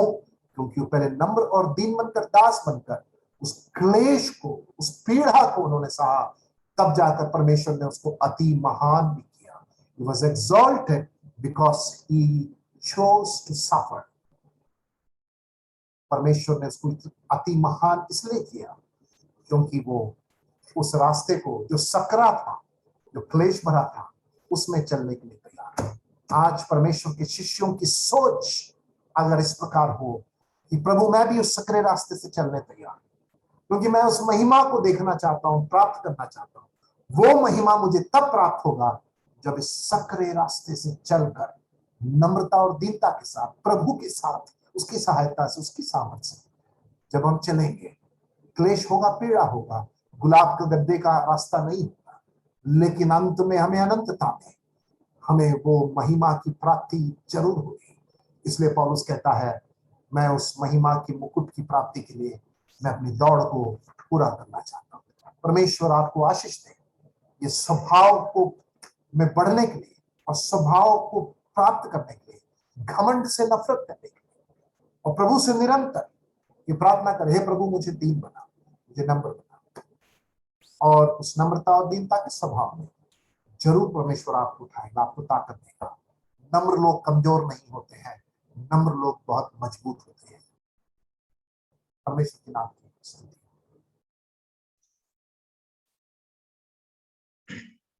धन्यवाद ब्रदर सैमुअल बी थॉमस इस सुंदर वचन को हम सबों के बीच में रखने के लिए। हमने देखा कि